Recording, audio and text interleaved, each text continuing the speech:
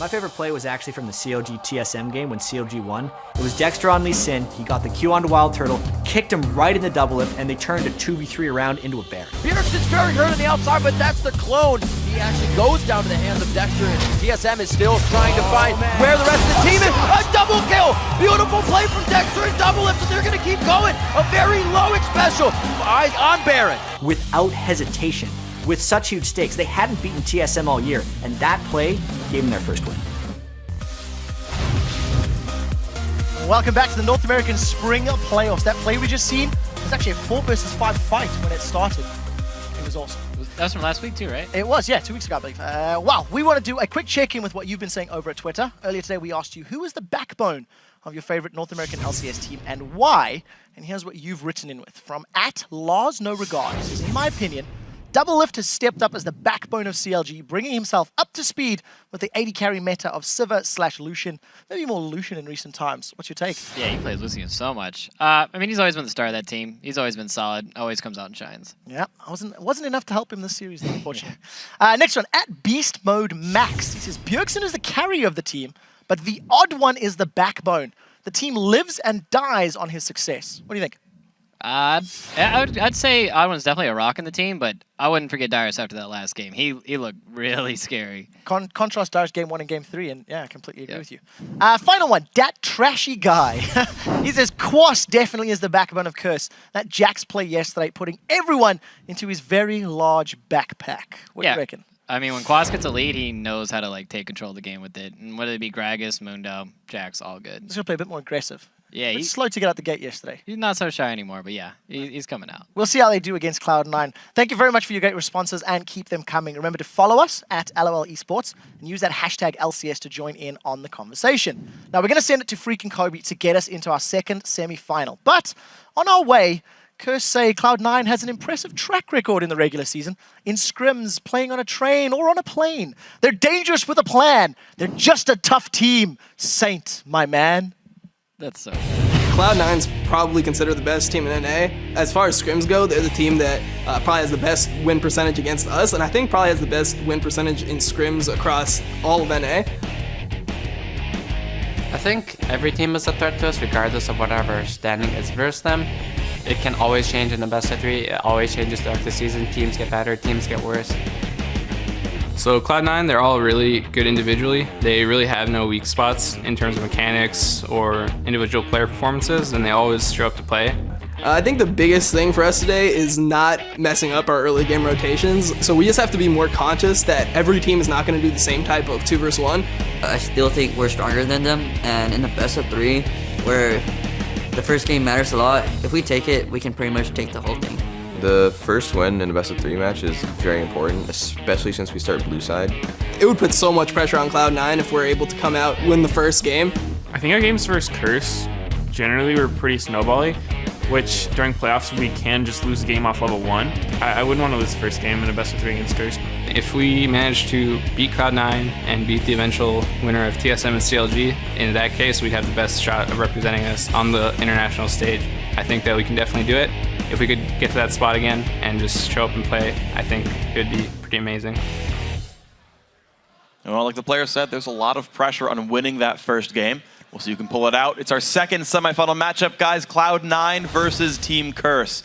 Now, Kobe, Cloud9 are the defending Summer Champions title here. They're coming in with a lot of momentum, 13 wins in a row. Yeah, they ended the spring split tying their previous record for the longest winning streak. But really, they've been a solid unit all year long, showing that they can not only make quick adaptations to the game, but they also really embraced that change. You could say that they were almost even playing on the 4.5 patch before it even hit, like using supports as solo laners in the case of High Soraka.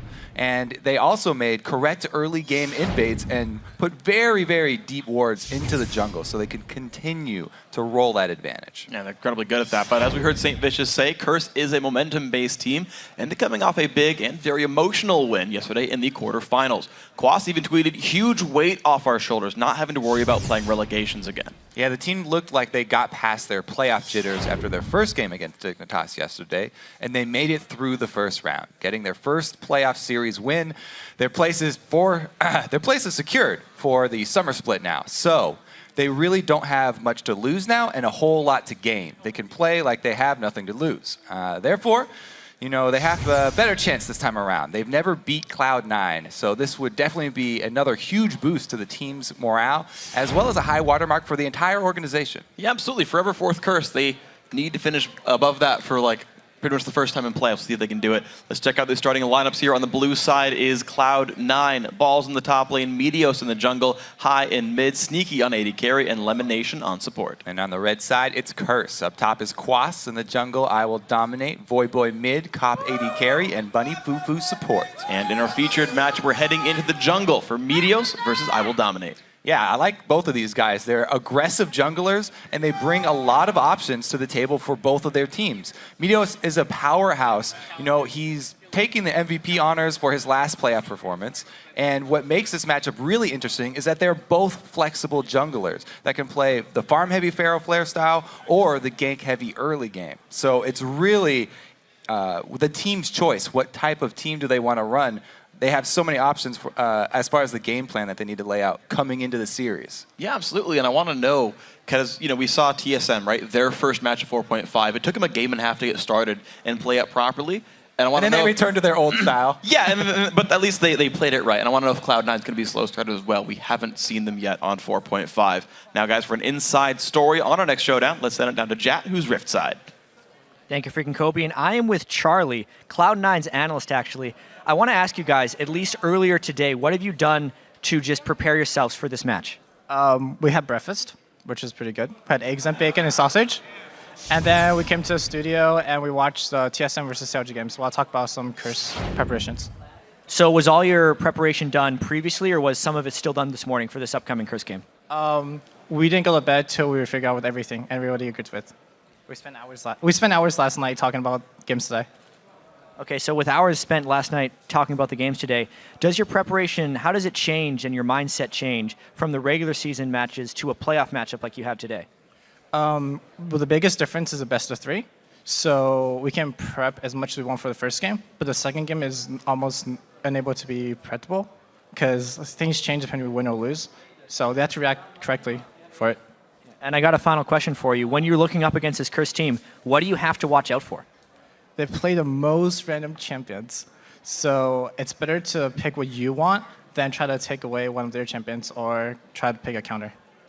All right, so Cloud9, well prepared. Thank you very much, Charlie. Best of luck going into the game. Freaking Kobe, take it away.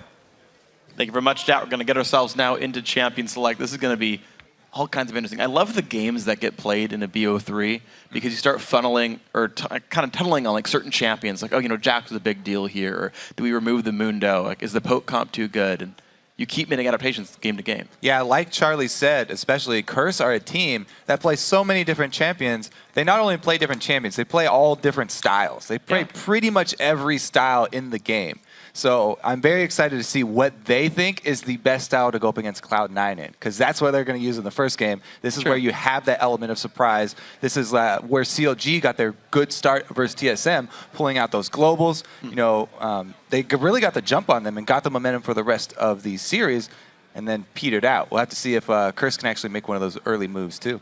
Yeah, I do like what Curse did throughout the regular season, though, because they ran something like 8 different types of team comps throughout the weeks, and it was like, okay, these work for these reasons, these fail for these reasons, and just built this like giant repository of strats to see what's good, what's bad, what it fails against. I like there's so much experience during the regular season for the Curse lineup. We are going through Champ Select, though. The Rise, the Jax banned away from Curse, the Kha'Zix away from Meteos. I know Saint says that Xin Zhao is actually the best jungler in the game right now. I want to see if this actually pulls through for these teams as well. I mean, the junglers right now, there are so many junglers that are good. It's very hard to ban out junglers. Kha'Zix is definitely at the top, though. The one I'm really looking at here is a blue side ban of Jax. So Cloud9 do not look like they would want to first pick that ever. So Ball is definitely known for being a very strong Renekton and Shyvana player. Would much rather have one of those champions. We could always see a Rumble come out as well. He definitely has that one in his back pocket. Definite possibility, but it's going to be the Nocturne ban coming through. They're away from Meteos, so one conventional jungler, one Feral Flare jungler. First pick on Lucian goes through, though, for C9. There's a lot of other good things open. You've got, right, the big bullies like Renekton. You've got mid laners like Lulu still around. Yeah, AD carries aren't usually seen as, first pick power picks. Yeah. Because they're very similar. However, Lucian is one of the AD carries in North America that's highly prioritized. Among Doublelift, among Sneaky, and Wild Turtle, the top 3 AD carries really prefer this champion, and he has had a great run in North America. Yeah, as Quickshot keeps saying, undefeated so far in playoffs, got banned last game. Mundo still coming through for Quas here, really liking this pickup, but Lulu does come through for Kirsten. We'll see if that goes mid or support. Yeah, Lulu, definitely a flex pick. It's interesting to me that both top laners right now still have Ignite as one of their summoners. Pretty sure that those will be swapped out at some point. Teleport, Heal, and Exhaust pretty much seem like the go-to new 3 power summoner spells to add onto your Flash.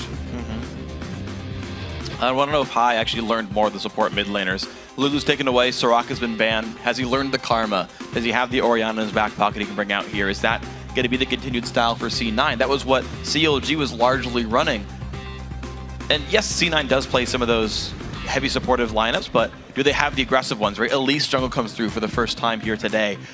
Morgana support, these are very standard things as of the last patch. Yeah, this is really interesting because we talked about how TSM, towards the end of the series, they fell back on comfort picks. Meteos has always loved Elise. They're immediately going right back to that champion, not embracing the Pharaoh Flare. When I talked to him before, he was saying, yeah, in scrims, I definitely tried out the Pharaoh Flare. Like they've actually used it several times, and they felt like, yes, we won some games with it, and it scales up really nicely, but if he was on another jungler with a spirit item, they could have won the exact same game, but earlier. So he feels like he can actually end the game much earlier with one of these champions, going spirit items and forgoing all of the pharma. All right, so early power play jungler here from Meteos, kind of forsaking his old style of farm for 30 minutes and be the biggest factor in their team fight. Cop just keeps clicking Graves and Twitch. He's going to settle in. It looks like on Graves here with Leona support coming in. So Graves making a big resurgence, 4.5 after the buffs, and Bunny Fufu for his 17th straight game on Leona. Yeah, basically every time Thresh is banned, picks into Leona. And I love Graves with Leona. This is one of the funnest kill lanes that there are out there. As soon as you hit level 6, try and blow up somebody on the map. Whether it's a 2 vs 2 or a 2 vs 1, they're going to try and combo somebody. Oh, they're going to go for the burst. We'll see what else they can put in here. They still need a jungler here on the Curse lineup. I'm a little surprised to see it get picked last just because they had no reason to rush pick the Leona here. But with nothing to be contested, Cloud9 actually going to go pretty offensive there. Trundle going to match up against Mundo top lane and LeBlanc mid again. Yeah, the Leona into Morgana is still an ongoing debate because there is outplay potential from both of the champions. So it definitely is skill-based. It's actually an interesting story. Talking with Saint, he said, Bunny Fufu actually likes playing Thresh against Morgana, even though it's typically considered a good for Morgana matchup because while the hook cooldown is so much lower than Black Shield, similarly, Leona's cooldowns are lower than Black Shield's cooldown. So you do one engage and Shield comes out, and you just try again before it comes back up. Yeah, the difference there is that when Leona uses her Zenith Blade, she's going in, and Thresh does not have to go in when he uses his hook, so he won't have to take damage there. But yeah, I do like Curse's lineup so far. They have so much wave clear. Lulu and Graves. Even if it's a support Lulu, it would have added enough wave clear, but it is going to be mid. So they've got tons of wave clear, tons of mid-game team fight potential. This is a beastly mid-game team fight here from Team Curse. And again, this is something that they had success with in the previous series versus Dignitas. Hard engage with Leona, team fights, that's what they look for. They're trying to track Cloud9 down in the jungle, in the mid-game sometime, and kill them. Well, we'll see if Curse can do it. Xin Zhao does get picked up there on the jungle for I Will Dominate. And Curse going to make as many rotations as they can, make all the moves, teleport, heal there for Mundo as well. So that's, I guess, standard summoner spells for that champion at this point. Cloud9 playing pretty much their normal stuff. I feel like Hai doesn't play a ton of LeBlanc, but definitely a champion knows. He definitely likes that champion. He's pretty big on assassins, and they're not going to go with the shield team fighting comp here. Running up against Curse, they are going to be looking more for picks with this. Morgana is a great champion for that. Lemon Nation, I'm pretty sure he had a full Morgana page in his champion or game history, just because he loves the champion so much. He's been playing it over and over and over, and the bindings have been on point from him. Yeah, he's been great. So the game's about to get underway. Let's check out who you guys are predicting to win. And according to LOLesports.com, 83% of you are tipping this in Cloud9's favor. And remember, you guys can also vote on Twitter. Yeah, send us your pick by tweeting at LOL Esports and use the hashtag C9win or CRS-win. We will be checking on the vote throughout the series. And remember to use the actual shorthand for those teams. We had a couple of guys tweet the full word of curse win. Yeah. Hashtag curse win actually won't give you any vote. Yeah, it won't make They a don't win count anymore. those. But if you type CRS, it will. So keep that in mind, guys. C9's at least easier because it's the general shorthand for these guys. But just so you all know about this one, we're getting ourselves now into game 1 of the second semifinals. Winner is going to face off against TSM tomorrow for a trip to the All-Star Invitational. Loser will fight CLG in the 3rd place match. All right, so ward starts for both supports. Pretty common nowadays, getting that extra gold so you can have at least 1 true ward for the early game. Very important. Elimination will have extra damage for the turret, but Leona can help execute, so also helping out in the shove if there is a 2 versus 1, which it looks like it will be. Curse already have the duo up towards the top side. A little bit of vision there as well while Leona's placing the ward. Oh, I want to see what these guys do with this one. So Hai's going to wait around. And of course, if he gets caught, he's likely safe. He already actually has a point in distortion. I don't feel like Hai could die unless something catastrophic happens to him. Yeah. Worth pointing out, 4 summoner heals on Team Curse. Quas brought one, Void brought one. 30 seconds until minions. Plenty of healing there in this one. Cloud9 actually only running 2, just their duo lane, but the extra flash for balls and the ignite for Hai for the fight potential. Yeah, Hai has started Distortion and Lemon has started Binding. Those are the only 2 spells that they have locked in so far. 2 best spells for the early game here. Yeah. Lemon will be probably going for a late invade on blue then. And Curse definitely initiating the 2-on-1 lane swap. With Lemonation and Balls both down here, but Sneaky making his way down as well. It's going to be C9 setting their duo lane to this side of the map. Meteos also helping out, and C9 will invade towards the blue buff. Okay. Exact same for Curse. So both junglers are going to secure themselves. The blue buff starts, and it will probably turn into the 4-0 pushes after this, if everything plays out as normal. Perfectly mirrored map right now, by the way. Even the places where they put their first wards are even. So both of the teams talking about how they don't want to take any unnecessary risks. This is the most low-risk start to the games that teams have been going with. We'll watch the first couple of moves here. Looks like Meteos and Balls will take the Wolf camp down, then go for the white. I will dominate in Quas. Start up the Wolves, and they'll be taking... They're a little bit behind. They are a bit slower, actually. Yeah, the duo lane's getting the slow push going. There's level 2. Cloud9's going to get there first. The second minion wave's now reaching the lanes. Actually, this might be third. I want to see if there's a cannon here. Nope, these are the second waves. Third ones have just spawned. Right, and so you were talking about, since we're seeing so many of these, you like when they push with the second wave and don't wait for the third wave. I think it's smarter. Because a lot of the minions get killed by your opponent's minions in the process of waiting. Yeah. Neither team waiting this time around, and they all do the 4-man level 2 shove. This is, first time I saw it was Complexity Black from the Challenger League, actually. Yeah, I thought they were kind of the first team to show me it. And there might have been other teams who learned the strat as well, but that was a team who put on the first good performance of that sort of situation, of that setup. It worked quite nicely. Curse, there we go, taking out the tier 1 turret there, but they're much slower than Cloud9. You're seeing great wave clear from Lemonation. Actually takes 1 minion with that one. But the push continues now. Cloud9 with a lead on this. Yeah, I don't think it will cost Curse much. They should be able to catch right back up, especially since the cannon minion timing was the same for both. And it could do most of the tanking. They're actually going to be a few seconds behind, so we'll see if Cloud9 can actually capitalize on the few seconds lead. Moving forward, after the turrets go down, you always want to watch where the big wave is going to go and how each team leaves the wave. Are they going to leave it pushing all the way into the turret so it builds up more slowly, or do they leave it right after the turret? Well, Kopak's taking a bit of damage from Balls there. He finally takes the turret down, tries to deny as much as possible. Binding won't land. Sneaky about to do the same thing here. Takes the turret down. Wave's basically dead, but there's 1 minion left, which could enable the smallest of freezes here for Quas. So, I usually give the advantage to the team that's able to build up their wave first. And since both teams left it at the turret, it's going to be very close. But it looked like there was a little bit more down on the Cloud9 team. Because usually, whoever builds up that wave first is able to make the power move. The first choice in the game is everyone shoving with that giant wave and trying to either beat your opponents to that top turret and go for a dive on them, or completely zone them out from the turret, in which case you gain the objective, you zone them out from the creeps, and it's a huge win. But the teams have adapted so well now, that's very rare for one of the teams to get beat to a position like that. They can recognize which wave is bigger and get in place for defense quick enough. Well, right now, both these guys are in similar spots. You're seeing those waves are around the white camp. As they build forward, you're seeing Quas and Balls doing mirrored stuff right here. The duo lanes going to make their way towards mid. Actually, Void's going to switch and head to this solo lane, whereas Cloud9 seem to have most of their team near the mid right here. So, bit of a different move, but Void's going to get more golden XP this way, and he actually stops the push entirely. Yeah, so he's not even going to let the push get to the turret, not even going to let Cloud9 push with it.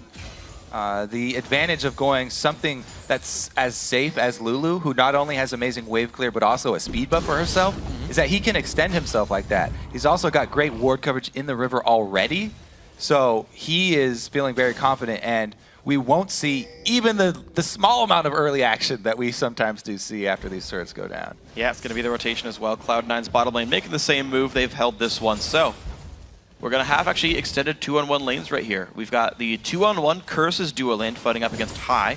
On the bottom side, Sneaky Elimination will fight Quas. And a little bit of harassment. High showing not very much fear and actually lasting under turret for the most part. I want to see if anyone really does get denied. You compare High versus Voyboy, and actually this Lulu has a significant minion lead. Yeah, he did a good job. He got there very quickly to head off that minion wave. I have to say, High, when going in to harass a Leona Graves that are standing right next to each other, the only thing he's got to be worried about is the stun from Leona. If she can tag him quick enough when he comes in, then it's a huge amount of burst that he's going to lose in that trade, which would give the other team control of Dragon. Right now, what Curse are trying to get is actually a teleport advantage, because forcing this, they force Cloud9 to choose. Do they want to burn their teleport down and come contest it, or have Trundle, who's a very slow wave pusher, stay up there? Well, a little bit of harass comes out. There's the TP, but maybe a bit late. Dragon goes down. Bunny Poop in the front lines. There's a dive, but Cop will survive with this one. Sneaky on the backside of the fight, force a disengage from I Will Dominate. Now Voyboy locked up with the pillar. The great binding finds Bunny Fufu down to 200 health. The Leona flashes the wall. Voyboy leaving as well. Balls is going to try. There's the distortion in for a High. Does he get the damage? Void falls for first blood. Now Balls in the fight with Dominate. Dominate does not have flash. He gets the knockup though. There comes Cop, but the double kill comes through. High finding two. And also Mundo had to use his teleport to escape, so he's gone top. Teleport 4, teleport, both burned. I feel like Cloud9 played that pretty well because the early Dragon does a lot of damage, but if they called for the Trundle teleport a few seconds earlier, then they might not have even given up the Dragon, and they at least has a great chance of stealing a Dragon if they actually go for this a bit earlier. So the actual team fight though, after Dragon's already dead and everyone is exchanging, Lulu's being chased by Dominate, who's not able to get anything, and it left Bunny Fufu on the front lines there. He got locked up. This is one of the classic exit fights that we've seen over and over because of these early Dragons. Everyone flashing over those walls, and that's the teleport I talked about, Quas getting out on the bottom side. 2 members, 4 Dragon, even on the teleports, though. What's going to mean it's a 1,000 gold lead for Cloud9 overall, though, so the early game has gone the way of the blue team. Something to keep in mind with this one. So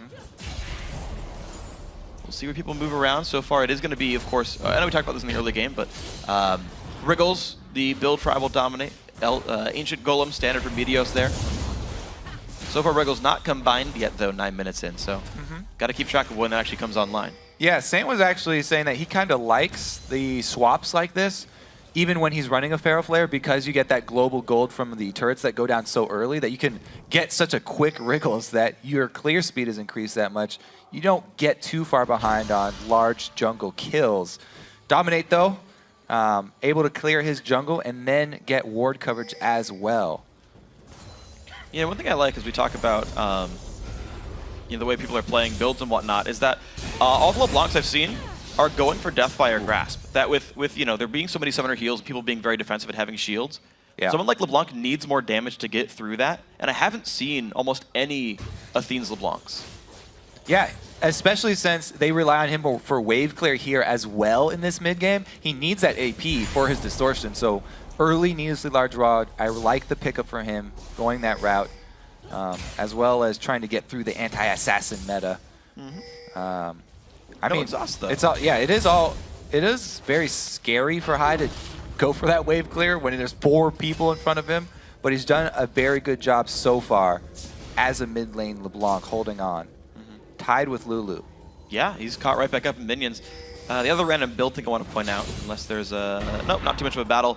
I looked at Quas's runes after the last game he played on his Mundo, and he ran health per level seals and percent health quints. It's the first time I'd actually seen those in competitive, but he opened up every single game, double Ruby Crystal, into a Giant's Belt. And the per level cooldown reduction on his Yes. glyphs. So all scaling runes there. He's a completely scaling Mundo. He's not going for any in the early game, which Mundo should not. So very good job by Quas, and you would expect nothing less from one of the main Mundo players that we've got in North America. And Curse, though, they get their team all the way down to the mid lane. The turret's going to go. Curse find the 3rd turret kill of the game, bringing the gold right back to equal here. Punishing balls for this freeze with Trundle. As I said, Trundle extremely slow at shoving waves anyway, so he very naturally goes with these slower pushing side lanes. And with a teleport down, there's no way for Cloud9 to answer. As we said, they have very risky wave clear in mid, if any at all. And Curse do a great job of punishing for that. You know, Curse picked up all this crazy wave clear of Lulu and Graves very early, left not that much for Cloud9 to go with. Well, we'll see then what Cloud9 can do then, because Sneaky's off on this side of the map, shoving just the wave up, but he's not really defending a turret. He's just getting farm and then leaving the lane again. So Cloud9 splitting their farm pretty equally across all the roles, 77, 75, 77. Pretty similar here for Curse. So no one's gotten, at least no one's got like long-term freezes, right? Like no one's been able to sit there and get 100 minions over 11 minutes and just sit there getting everything. It's been a little bit more opportunistic. People leave their waves when there's some gank pressure. Ball's here with only a little bit of ward coverage. He's got to be slightly careful, but so far he's still sitting near one by his Tri-Brush. Yeah, it's mostly been that Curse have been able to kill minions quicker in order to then make their movements over towards that mid turret, and they did a great job. But look at this, Cloud9 did the exact same thing. When Curse go back to buy, they make their move up mid. It's exposed, they have plenty of damage, they're going to try and answer this turret. They've got a long way to go to get through it though. You see the wave clear just enough here for Curse. This turret's going down, actually down fairly low. I'm not sure if Cloud9 can stay. Looks like they will. Get it. No Curse, Graves there. Exactly. Yeah, outnumbered. Cloud9 not allowing Curse to go in. Curse knowing they'd go in and die if they did. Sweeper use kills the ward off. High only level 8 though. It's going to be a 2-minute cooldown, not a 1-minute cooldown of that trinket. Wish they had a little bit more experience. Could sweep twice as many wards right now. So close. Now, really those 2 kills are pretty much the only difference in this game. Mirrored strategies so far for the first 13 minutes coming out. Another big difference is that Pharaoh Flare. Dominate has been able to get his wriggles, but since they were pushing turrets so often, hasn't been able to stack it up very much. Good teleport in. Not going in. Bunny people low on health. Here comes Balls and Quas. Their damage goes on to the support of Curse. Gonna let him disengage. High. Knock right to the back line. Sends the clone in. Void in the middle as well. The jump forward. I will dominate. Looking for the kill onto High, but gets cocooned across the wall. Meteos finds the first kill, but it's traded back by Quas. Meteos forced to run still. The ulti from Lemonation. Gonna be a 3-man stun, but he's not got a lot of places to go still. Meteos slowed down. Quas still massively disruptive in this mid game. His ulti's finally timed out, but it's gonna be enough. A double kill. High goes down. 4 kills for Curse.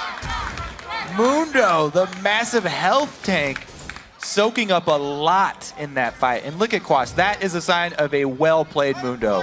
He used everything. Teleport, heal, and his ulti, and gets out with only a sliver of life, still able to help with the dragon. So Balls, like as he said, he called out the flanking teleport. It's a good move, but all of the burst and the skill shot CC used on the support of Curse, plus they don't even finish off the kill because of the heal summoner.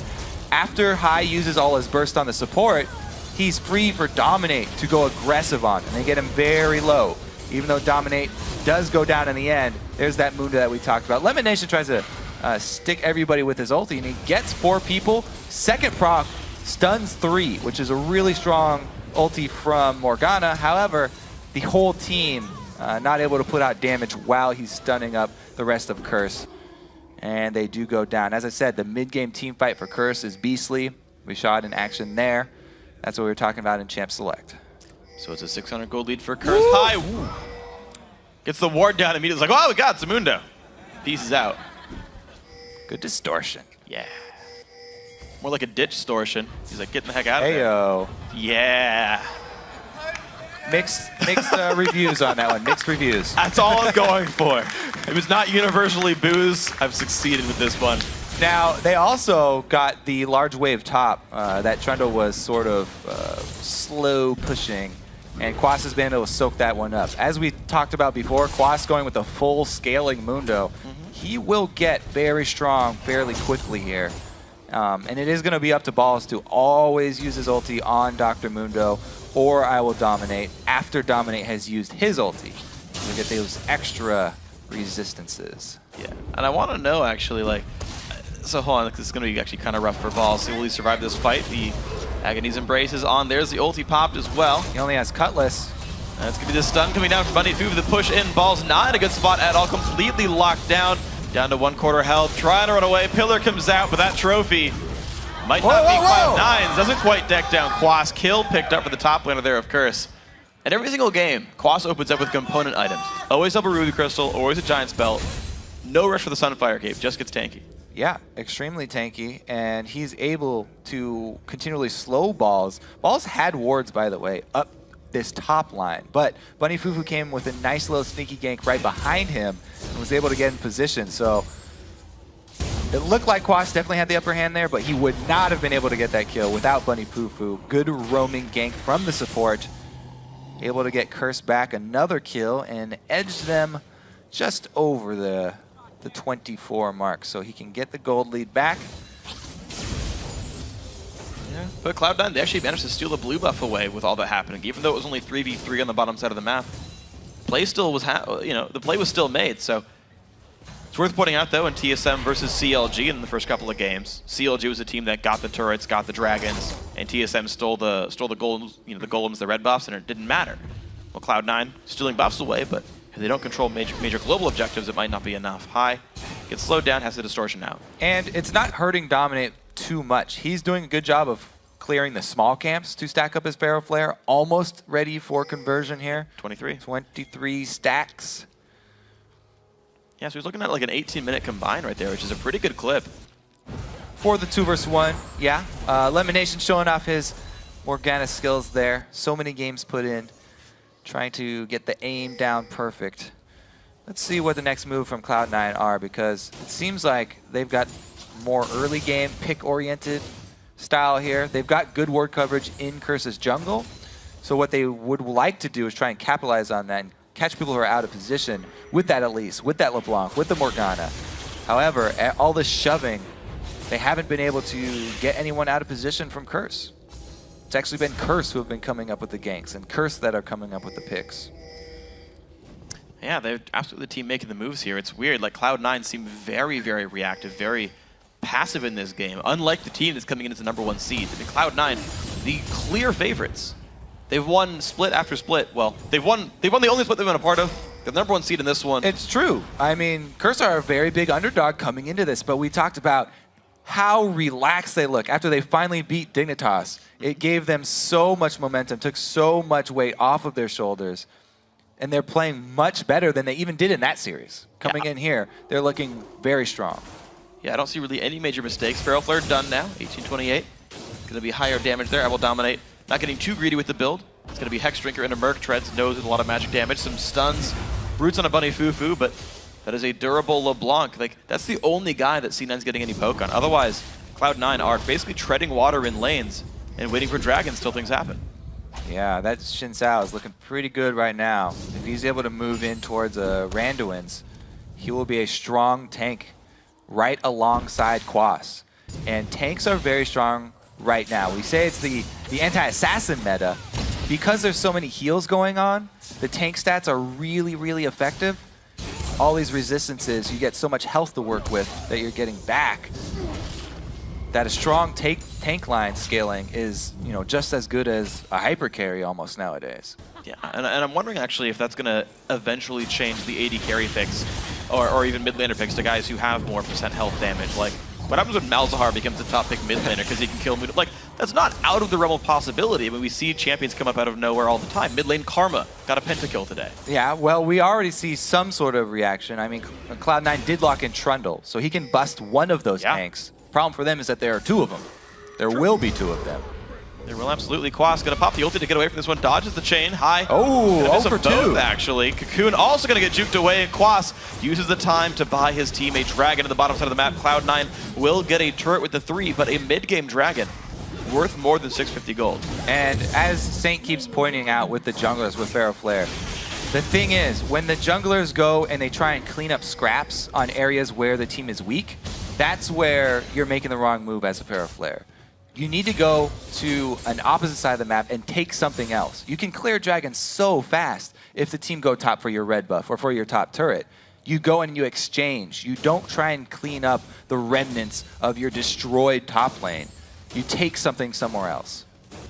We'll see what these guys can take right here. Sneaky gonna take the mid lane. Meteos is back on his base. He bought again. Early Aegis pickup for him, and also cooldown boots. I don't see those hyper often on an Elise. Normally you see the rush to Sork shoes, maybe the haunting guys afterwards, but Meteos saying, you know what? We'll out-tank you guys. Let's grab more defensive stats. You know what it is?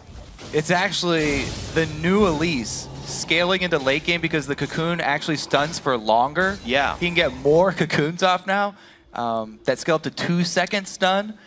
And they're really looking for those picks. He's playing completely utility Elise. Not only is it the cooldown reduction, also that magic resist aura, which will also add more cooldown reduction when he upgrades it into Locket. Yeah. He's trying to provide that CC for his team. Utility Elise. Well, interesting. We'll see how it turns out here, because he does have a decent health pool as well. Yeah. You know what else I just realized as well? You were talking about Trundle being picked up. Elise and a Deathfire Grasp also have % health damage. Like, Quas will have like 5k health end game, and there's 3% health damage champions right now on Cloud9 who can maybe make a dent in that. Maybe they need Void Staff to make that happen first. Yeah, if he doesn't have that penetration, it will be harder, but you're right. I do like the trend. We'll see. So far, Dominate not actually buying much health. It's actually all in shields and regeneration.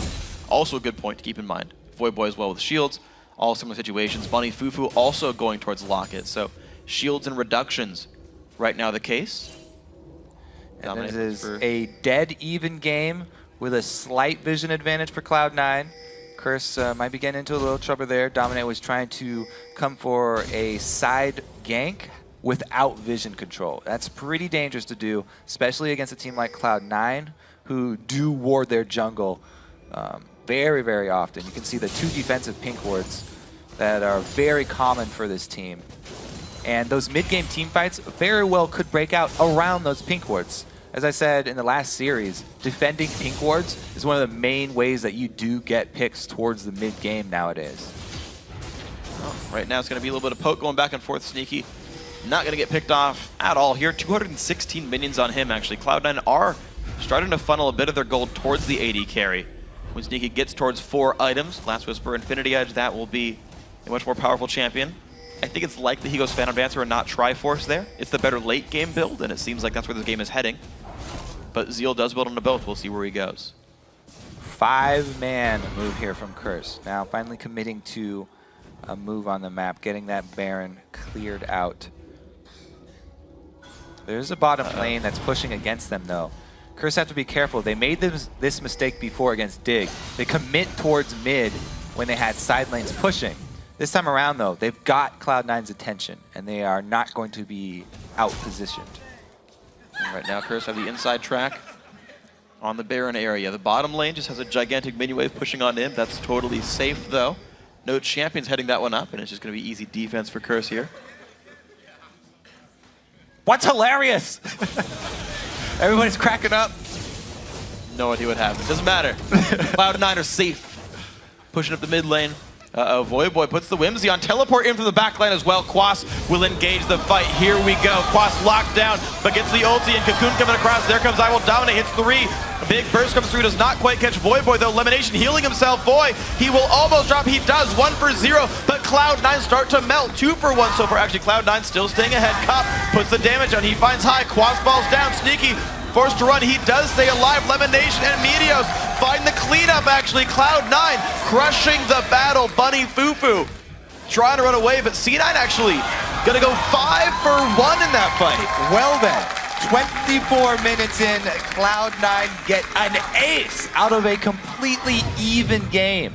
The teleport in the back for Mundo. He takes a lot right now. 4 members focus on him. There's that percent damage focus that you talked about with Elise, getting him down low. He gets popped right back up with Lulu, but they don't have a lot of the follow-up damage after this. And the focus on the Voyboy getting caught up there in the middle really was a turning point. Dominate also going down at the same time. Cop was trying to flash in to make sure somebody on Cloud9 died, but they only got 1 kill. This utility Elise from Meteos, again, I want to point it out because at the mid game, it's extremely strong with the aura that he's providing to the team, as well as a cooldown reduction. And I gotta say, I was very impressed by Sneaky in that fight as well. He is the #2 highest damage dealer to champions in the LCS, and the lowest deaths in North America. And you saw him get focused initially by Dr. Mundo, kite back, and then stay in the battle the entire time. Yeah, Mundo kind of gave up his mission. He turned back towards High. Following towards Sneaky there, yeah, and he turned back towards High. Now, Sneaky did pick up the Trinity Force, so he's not going for that later game build you're talking about with the Fan Bancer. Mid-game power, they just want an ace, they want to push it. Oh boy, with the knockup's gonna stop the distortion there. Quas forced to disengage, pops his ulti for that one. Does have Spirit Visage and a Sunfire, but Cloud9, they own the mid lane right now. They're gonna move in tier 2 turrets, gonna be theirs. Curse will not stop for Dragon. They're gonna have to recall to the base and defend the inhibitor. Yeah, I mean, Cloud9's strengths have been the movements around the map as well as the team fights, and they showed right there. Great job reacting to the teleport in from Mundo. Chris initiated the fight, and they destroyed them. Wow! With this Baron, they do it again. And it's going to be Bunny Fufu going down as well. The engage from I Will Dominate backfires here. Quas also under fire. Meteos finds a stun on a Voyboy and just goes in for it. Dodges the buckshot. Damage goes through. Quas falls 3-0 plus mid inhibitor for Cloud9.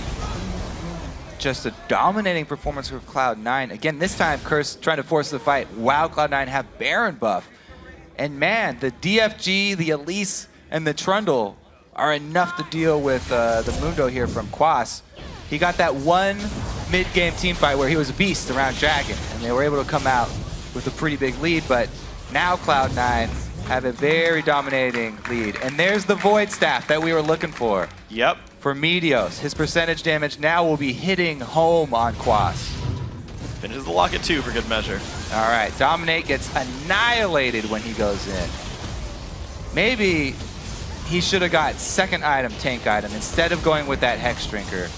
It does provide a nice shield, but that's not nearly enough to help him survive through this one, especially with Sneaky getting so much money in that last fight. The Bloodthirster Trinity Force combo is such a ridiculous mid-game physical damage spike. You need to have some sort of physical resistance. He's got a Warden's Mail, but not a lot of health to back that up. And he can have all the sustain in the world he wants with his W and with his Feral Flare, but he's not getting attacks off, so it doesn't mean anything. I mean, Last Whisper is also already done for Sneaky. Sneaky is now an item ahead of the tank line at this point, which is exactly what you want. Is okay, I've got Last Whisper before Randuin is done. That means you've got this great power spike as an AD. If Sneaky stays safe, then Infinity Edge comes in before Thornmail, and that you just stay ahead as the AD carry. You're going to kill things, of course. Meteos and High also posing great threats. Balls added Blade of the Ruin King. All these things adding up to killing the front line. Even Elimination is ready to dive in there. He's got a Zonias. And he has been, too. He's had some very strong multiple enemy ultis that he's gotten off in these fights. Cloud9 making some adaptations that we were not expecting coming into this one. This is not the direction that we thought they were going to go with, but it's working ridiculously well. You know what I really like about the, not only the Morgana pick, but the Zhonya's Hourglass as well? Quas, Dominate, Bunny Fufu have in buttons, but not out buttons. they pretty much can't get out of Morgana ulti. Yeah, they were banking everything on this being like a strong team fight. They look really brawly here. But the way that Cloud9 are dealing with this are with the builds and with that percentage health damage working so well. Just locking everybody up there. Lemon Nation. There comes the dive out. Dominant getting a bit of support, and they do get the immediate kill on the support. 1-for-1 so far. Bunny Fufu taking a bunch of pain, sneaking in the back line, does find another. It's double kill for Meteos, but now Cloud9's battle lines pushing forward. Curse on the retreat. Quas down to 1,000 health, gets the heal, does escape. Balls holds tower aggro. That's enough for his team to keep the push going. 4 versus 3. Cocoon is going to miss. The wave clear comes in. Curse gonna stay alive, but they're already losing Nexus one. turret number 2. It's taking a little bit of damage. Looks like that will just survive, but yes, Curse have already lost one of their Nexus turrets. Of course, that mid and hit was already dead. Yeah, I mean, Cloud9 coming out strong once again. Very calm early game. 24 minutes before that first ace that they were able to get mid. And Curse were not expecting that at all. Just jumping into the fight, they were the ones who tried to cut off Cloud9 and force it. See, this time again, they try and force it. Dominate goes in first. They burst down Lemon, and they actually knock him up so that he can't Zanya's late. And they take him down before he's able to even use it. But it doesn't matter. They spent so much time taking him out. Cloud9 were able to focus their damage and force Curse to back off. It was a good choice by Balls. He realized the chase was done, but waited knowing that he had turret aggro, saying, hi, get out of there, get away from turret range. Okay. And then like once they all left, he pieced out. Like there's so much team fight awareness by all the members of Cloud9. Everyone knows their own role. Balls held turret aggro, and made sure he didn't drop it all fight long, being the big tank for his team. So many smart things going on here. Double cooldown boots, Meteos and Elimination both. Tons of CC comes out of those roles. Yeah, this game really has been all about those team fights. Those would be good to review for most of the teams in the LCS, yeah. Actually. Cloud9 really putting that on display. So, 13-7 now, winning in this game. 10,000 gold lead for these guys. It's going to be nice. Meteos with the finished lock. We'll talk about that one, though. 25 CDR and items. It's going to bring many more Cocoons into these fights. Now he's level 15. He's back to a 1.5 second stun with that spell. Only gets better from here. Yeah. Balls has rank 3 ultimate. That's a big point. They nerfed Elise's early game and gave him that utility buff later, and Meteos just plays right into it. It's his favorite champion. He's like, okay, you're changing the direction of the champion, and they're so fluid. Cloud9 accept it, and they take it, and they just run with it here. Getting that Void Staff so that he can actually still do damage while providing everything else for the team. All right, this is another flank from Curse, forcing another fight here. Trundle gonna teleport in though. Dark Bind and Cocoon's gonna land as well. Quas running towards the back lines. Down extremely low on health though, has to disengage. Dominate gets a nice ulti across. Here comes the team fight. The front line though, so low from Curse. Balls tanking it through. 2 kills to Cloud9 so far. Bunny Fufu forced to retreat. Voyboy also getting chased down. There's gonna be 3 kills. It's gonna be 4 kills. Cloud9 crushed the fight. Yeah, again, Curse just keep on forcing the fight over and over. 5 men, Cloud9 always reacting to it very, very well. Lemon actually lands a good binding to start it off. Oh, flash pillar there. I thought it was because of a surrender, but it is not. Cloud9 will go on the Nexus turrets. Here we go, turret number 1. Actually, the final turret, I gotta say, of the Nexus, no one is alive except for Cop. He's just chilling, wearing a beach towel, but this is gonna be game 1, going to Cloud9. Nicely played. Such a clean game from them. Yeah. So calm. The early misstep there around Dragon did cost them. Mundo was able to go where he pleases for the first 10, 15 minutes. Yeah. But at 24, bit off more than he could chew, and Curse sort of returned to it, forcing 3 fights in a row, losing all 3 consecutively.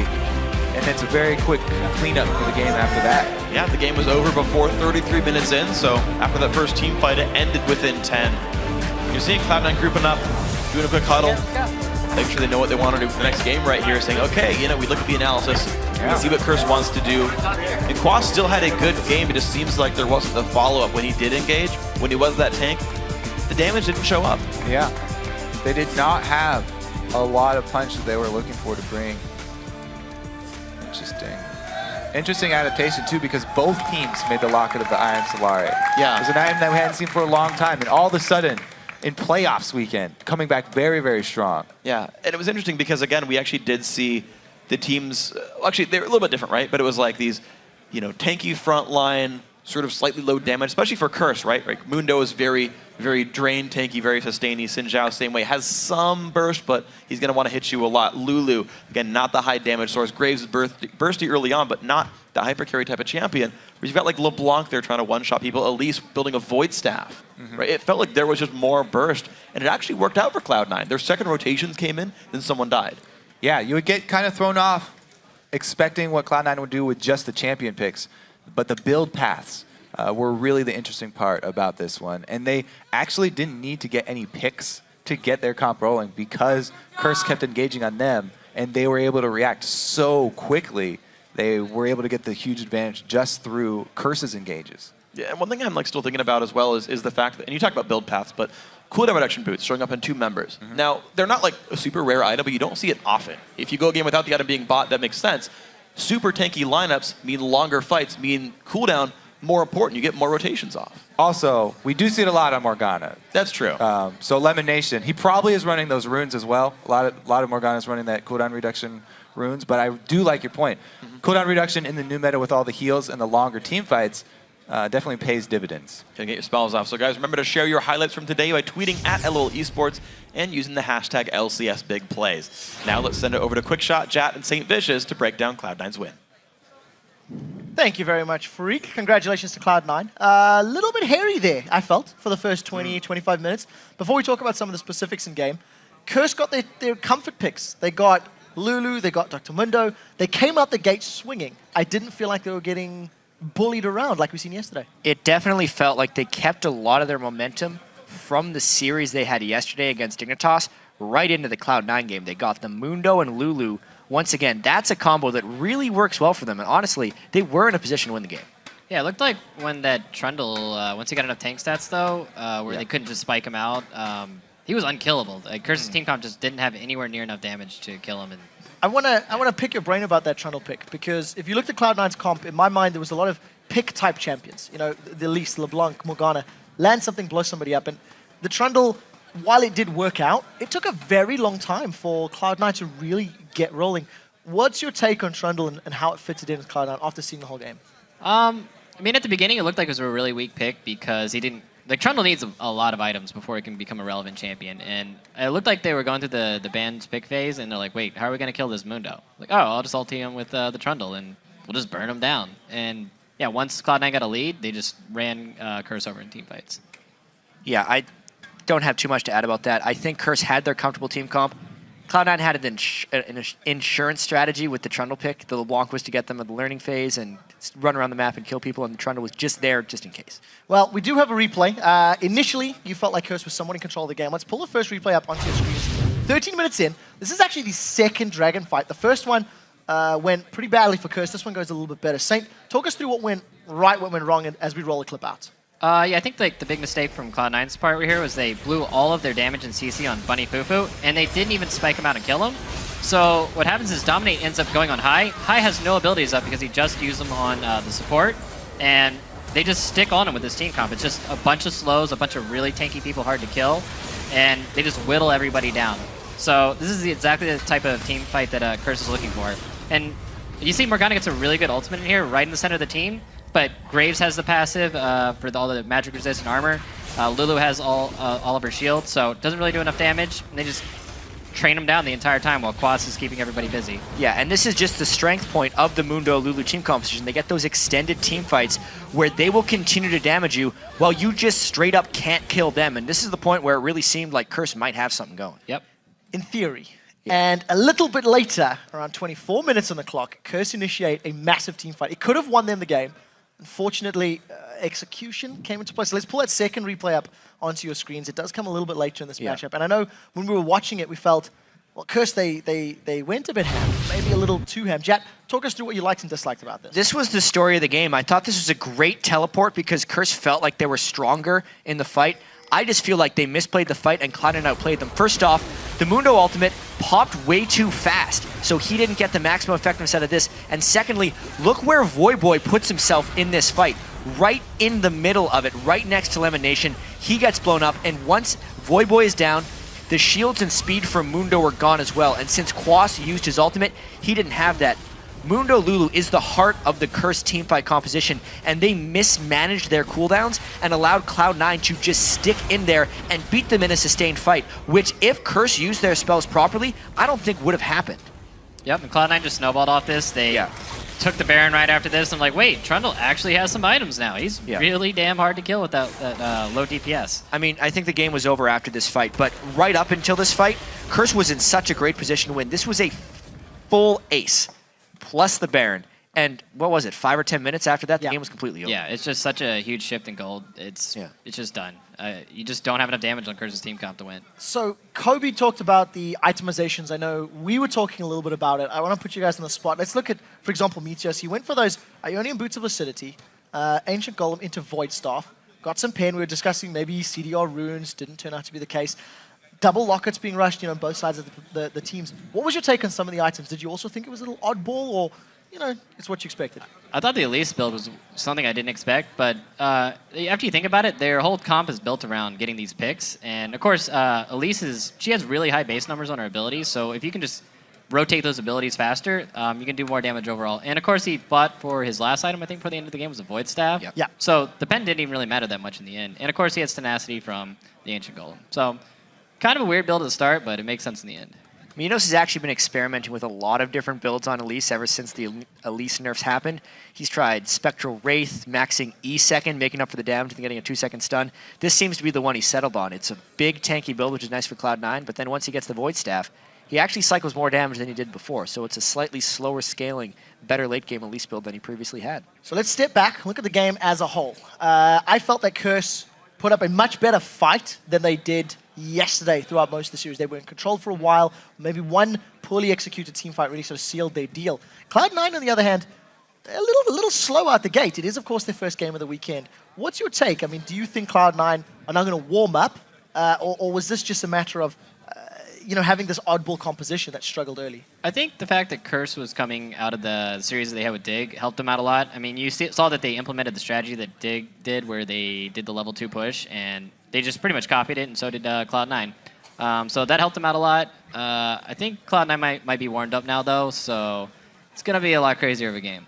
Yeah, I think actually Curse's best strategy was the Lulu Mundo, and they lost with it. So either they try it again, probably lose again because Cloud9 is going to be more warmed up, or they try something entirely different that maybe catches Cloud9 by surprise. But Cloud9 is not typically the team that successfully gets caught off guard. They're very good at running their stuff. Yeah, and I think you heard Charlie saying in the interview as well that they're not sure what Curse are going to play, not sure what oddball picks, so they're going to focus on their own game, focus on their own compositions. We're a couple minutes away from going to an ad break, so I want to talk about Game 2 in more depth. Coming out of the gate, Ryze and Jax were banned away by Cloud9. They are now on the red side. Is there even room for discussion that Jax is going to make it through? Maybe it's the first blue side Jax ban that we've seen all weekend. I don't see Jax coming out. No. It's just losing to a Jax is one of the most brutal losses, just because it's like, well, who are we going to send up there to deal with that guy? He's kind of strong, and he just took her in him. All right, we lose.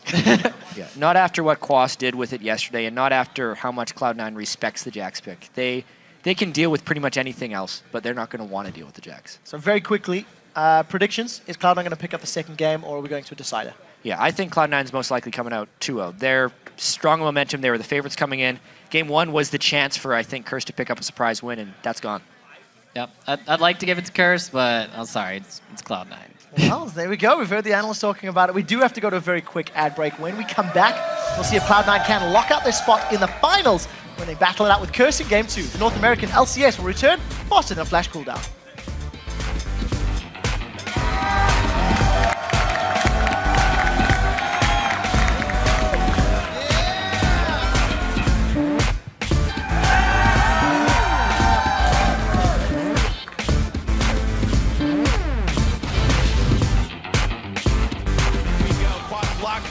But gets the ulti and Cocoon coming across. There comes I Will Dominate, hits 3. A big burst comes through, does not quite catch Boy, though. Elimination, healing himself. Boy, he will almost drop. He does, 1 for 0. But Cloud9 start to melt, 2 for 1 so far. Actually, Cloud9 still staying ahead. Cop puts the damage on. He finds High, Quas falls down. Sneaky, forced to run. He does stay alive. Lemonation and Meteos find the cleanup, actually. Cloud9 crushing the battle.